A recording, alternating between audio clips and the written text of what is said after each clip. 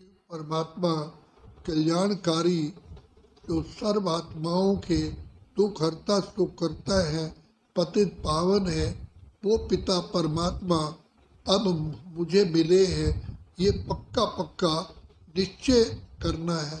तो बाबा कहते हैं कि बच्चे, मैं आया हूँ तुम बच्चों को कौड़ी से हीरे जैसा बनाने के लिए, कंगाल से सरताज बनाने के लिए, काले से गोरा बनाने के लिए।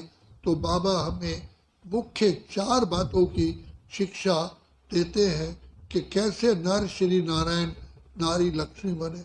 तो बाबा कहते हैं बच्चे, सबसे पहले अपने मुख को शंख बनाओ, मुख द्वारा सदा बाबा के पवित्र वचन बोलो, सदा मीठी वाणी बोलो, निर्मल वाणी बोलो।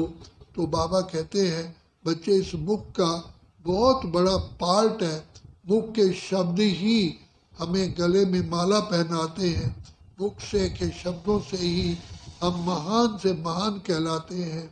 तो बाबा कहते हैं जैसे शंख पवित्र ध्वनि का सूचक है, मंदिर में आरती होती है या कोई बड़ा पुण्य का कार्य होता है या बहुत बड़ा हवन यज्ञ करते हैं तो शंख नाद किया जाता है। ऐसे ही तुम बच्चों को भी अपनी श्रेष्ठ और बहुमूल्य जीवन बनाने के लिए मुख पर बहुत ध्यान देना है। तो इसलिए बाबा कहते हैं मुख को शंख बनाओ, विष्णु को शंख दिखाया है। दूसरा बाबा कहते हैं स्वयं का दर्शन करो।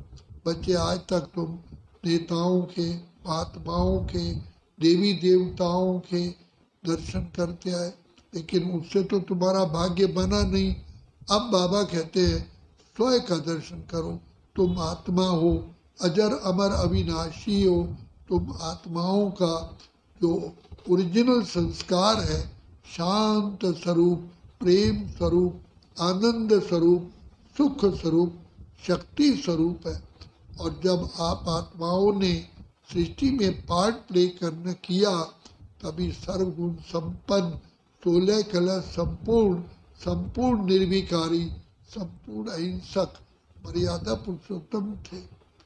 अब बाप कहते हैं कि सतयुग बीत गया, त्रेता, द्वापर, कलयुग, कैसे तुमने सोना, चांदी, तांबा, लोहा ऐसी स्थितियों में पाठ बजाते बजाते अब कलयुग के अंत में हो। अब बाप आया है फिर से तुम्हें श्रेष्ठ श्रेष्ठ महान आत्मा बनाने के लिए। इस सृष्टि चक्र में के अनुसार वर्तमान समय कलयुग और सतयुग का बीच का समय चल रहा है। सतयुग आ रहा है और कलयुग समाप्त हो चुका है।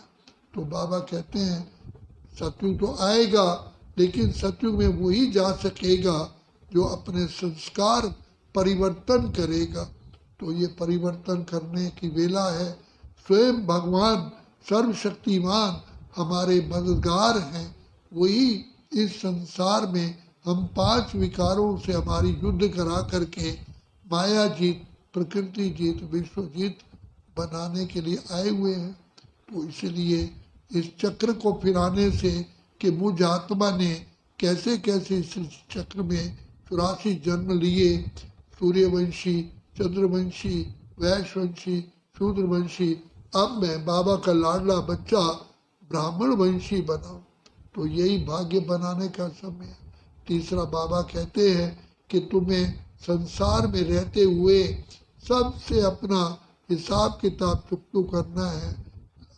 कई लेने देने का, ये कर्जों का ये खेल है।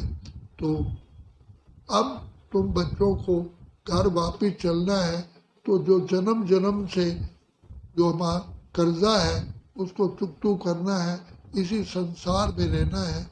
लेकिन कमल फूल समान, जैसे कमल का फूल कीचड़ में होते हुए उससे ऊपर रहता है, इसलिए इस संसार गंदी विषय विकारी दुनिया में रहते हुए तुम्हें न्यारा और प्यारा बनता है।